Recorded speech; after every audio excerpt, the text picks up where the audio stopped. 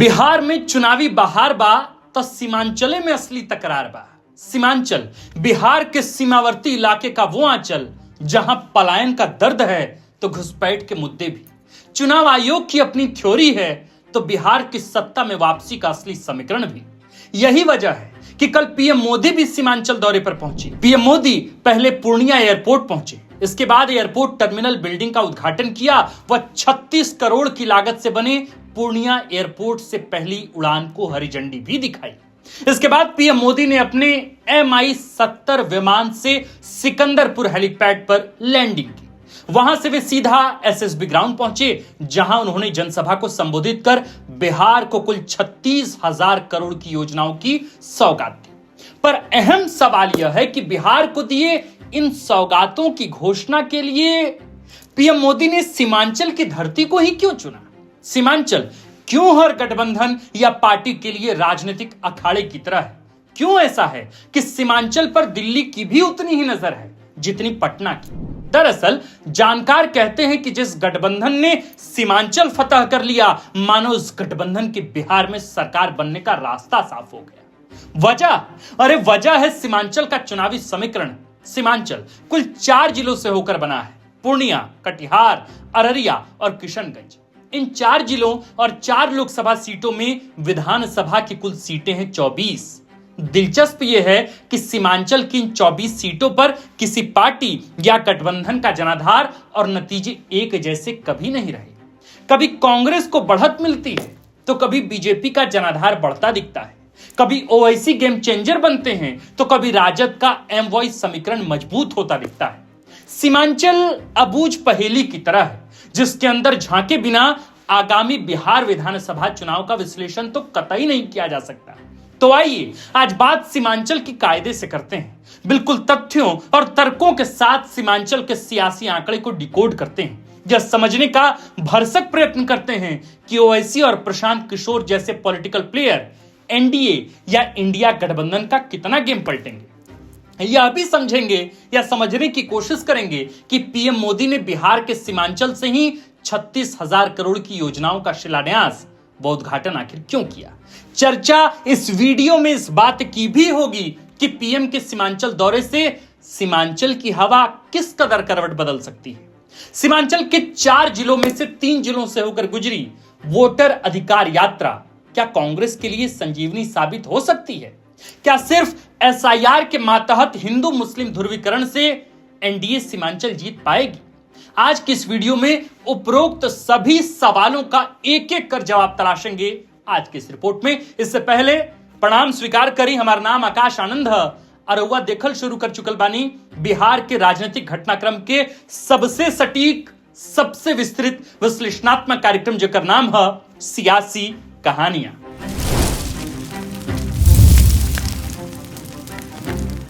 सीमांचल बिहार की राजनीति का वो अखाड़ा जहां गठबंधन का हर बड़ा नेता को मत्था टेकने आना ही पड़ता है।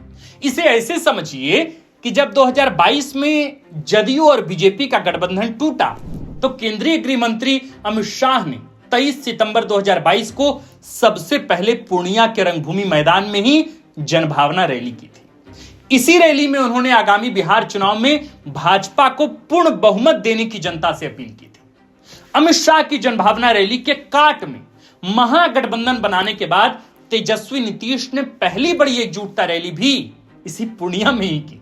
मतलब अमित शाह की जनभावना रैली के काट में तेजस्वी नीतीश की एकजुटता रैली, और दोनों ही रैलियां संपन्न हुई पूर्णिया यानी सीमांचल में। यानी सत्ता का केंद्र भले ही पटना हो, पर असली लड़ाई तो गुरु सीमांचल के राजनीतिक अखाड़े में ही लड़ी जाती है। वजह है सीमांचल की 24 विधानसभा की सीटें। सीमांचल का इलाका कुल 4 जिलों से होकर बना है: पूर्णिया, कटिहार, किशनगंज और अररिया। सीमांचल में कुल 4 लोकसभा की सीटें आती हैं। पूर्णिया संसदीय सीट, जहां से इस वक्त पप्पू यादव निर्दलीय सांसद हैं। दूसरी संसदीय सीट है कटिहार, जहां से कांग्रेस के तारिक अनवर सांसद हैं। तीसरी संसदीय सीट है किशनगंज, जहां से मोहम्मद जावेद कांग्रेसी सांसद हैं। और आखिरी संसदीय सीट है अररिया, जहां से भाजपा सांसद हैं प्रदीप कुमार सिंह। यानी सीमांचल के कुल 4 लोकसभा सीटों में 2 सीटें कटिहार और किशनगंज कांग्रेस के पास, 1 सीट अररिया भाजपा के पास और 1 सीट पूर्णिया निर्दलीय पप्पू यादव के पास। पप्पू यादव भी अभी महागठबंधन के साथ ही कदम ताल करते नजर आ रहे हैं। ऐसे में लोकसभा सीटों के नजरिए से सीमांचल के 3 संसदीय सीटों पर महागठबंधन का इस वक्त कब्जा है, जबकि सिर्फ 1 सीट पर बीजेपी है। अब आते हैं विधानसभा की सीटों पर। सीमांचल के पूर्णिया और कटिहार दोनों ही जिलों में विधानसभा की सीटें हैं 7-7। किशनगंज जिले में भी 4 विधानसभा की सीटें हैं, जबकि अररिया जिले में कुल 6 विधानसभा की सीटें हैं। कुल मिलाकर सीमांचल में विधानसभा की सीटें हुई 24। अब सीमांचल के इन 24 सीटों पर पिछले 2 विधानसभा चुनाव के हम नतीजे देखते हैं। इन नतीजों से हमें गठबंधन की ताकत का तुलनात्मक अध्ययन करने में सहूलियत होगी। पिछले चुनाव यानी साल 2020 के बिहार विधानसभा चुनाव में बीजेपी और जदयू साथ-साथ चुनाव लड़ी, जबकि राजद, कांग्रेस और वाम दलों ने एक साथ मोर्चा संभाला। पहले 2020 के चुनावी नतीजों पर हम एक नजर डालते हैं। 2020 के विधानसभा चुनाव में बीजेपी को 8 व जनता दल यूनाइटेड को कुल 4 सीटें मिली, यानी एनडीए को 24 में से कुल 12 सीटों पर जीत मिली। जबकि महागठबंधन में कांग्रेस को 5 सीटें, राजद को सिर्फ 1 सीट और लेफ्ट माले ने 1 सीट जीती, यानी महागठबंधन को 24 में से कुल 7 सीटों पर जीत मिली। इसके अलावा इस चुनाव में एआईएमआईएम ने सीमांचल की कुल 5 सीटें जीतकर राजद को सबसे बड़ा नुकसान पहुंचाया था। विधानसभा चुनाव के नतीजों से स्पष्ट है कि सीमांचल में 5 साल पहले एनडीए मजबूत स्थिति में थे, लेकिन लोकसभा चुनाव में 4 संसदीय सीटों में 3 सीटें गंवाने के बाद एनडीए की स्थिति चुनावपूर्ण हो गई। बात सिर्फ 2020 के बिहार विधानसभा चुनाव तक ही महदूद नहीं है।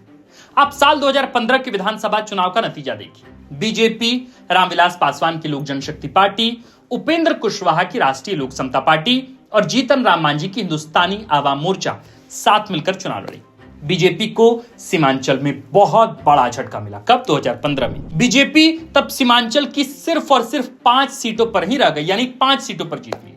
जबकि 2015 के बिहार विधानसभा चुनाव में महागठबंधन के तहत आरजेडी ने 9 सीटें जीती, जेडीयू को 5 सीटों पर जीत मिली, जबकि कांग्रेस के भी 5 विधायक सीमांचल से चुनकर आए। यानी 2015 के विधानसभा चुनाव में भाजपा बुरी तरह चुनाव हारी। अब थोड़ा 2019 के लोकसभा चुनाव का भी नतीजा सुन लीजिए। 2019 के लोकसभा चुनाव में भाजपा और जदयू के साथ वाले एनडीए ने किशनगंज सीट को छोड़कर पूर्णिया, अररिया और कटिहार तीनों सीटें जीती। बीते 2 विधानसभा चुनाव और 2 लोकसभा चुनाव के नतीजों के तुलनात्मक अध्ययन से यह समझ तो आ गया कि सीमांचल पर किसी भी एक पार्टी या एक गठबंधन का दबदबा न पहले था और न आज है। ऐसे में सीमांचल के 24 सीटों पर सियासी गणित बिठाना हर गठबंधन के लिए सबसे बड़ी चुनौती बनती है। आप जानते हैं कि भारत में चुनाव मुद्दों से ज्यादा जाति और धार्मिक समीकरणों पर ही केंद्रित होते हैं। सीमांचल की 24 सीटों पर भी सियासत जातीय और धार्मिक समीकरणों पर ही आधारित है। सीमांचल के जिले किशनगंज में 68% मुस्लिम हैं, यानी कि यहां बहुसंख्यक है, जबकि हिंदुओं की आबादी किशनगंज में महज 31 से 32% है। कटिहार जिले में मुस्लिम 44 से 45% हैं, जबकि हिंदुओं की आबादी 54 से 55% है। पूर्णिया में 38 से 39% मुसलमान हैं, जबकि 60 से 61% हिंदू हैं। वहीं अररिया में 42 से 43% मुसलमान हैं, जबकि 56 से 57% हिंदू हैं। इन आंकड़ों से क्या समझ आता है? इन आंकड़ों से यह तो स्पष्ट हो गया कि सीमांचल में धार्मिक समीकरण भाजपा या एनडीए के लिए कितनी कमजोर कड़ी है। यही वजह है कि भाजपा यहां कथित घुसपैठ, क्राइम और कथित अवैध मतदाता को लेकर लगातार हमलावर रही है। अब जरा पीएम मोदी के सीमांचल दौरे पर थोड़ा लौटते हैं। देखिए, चुनावी जानकारों की माने तो पीएम मोदी का पूर्णिया में कार्यक्रम सिर्फ सरकारी कार्यक्रम ही नहीं, बल्कि बिहार के सीमांचल को साधने की रणनीति भी थी। सीमांचल का पूरा इलाका लंबे वक्त से विपक्ष के प्रभाव वाला क्षेत्र रहा है। सीमांचल की 24 विधानसभा सीटों पर राजद अपने एमवाई यानी कि मुस्लिम यादव समीकरण और कांग्रेस अपने डीएम यानी दलित मुस्लिम समीकरण के जरिए साधने के प्रयास में लगा है। खबर है कि बिहार कांग्रेस के सभी सांसदों ने दिल्ली में हाईकमान से सीमांचल में ज्यादातर सीटों पर चुनाव लड़ने की डिमांड रखी है। खबर है कि कांग्रेस ने 24 सीटों में से कुल 16 सीटों पर चुनाव लड़ने की डिमांड रखी है। सीमांचल में कांग्रेस की डिमांड वाली 16 सीटें भी वही होंगी जहां मुस्लिम और दलित मतदाता निर्णायक भूमिका में होंगे।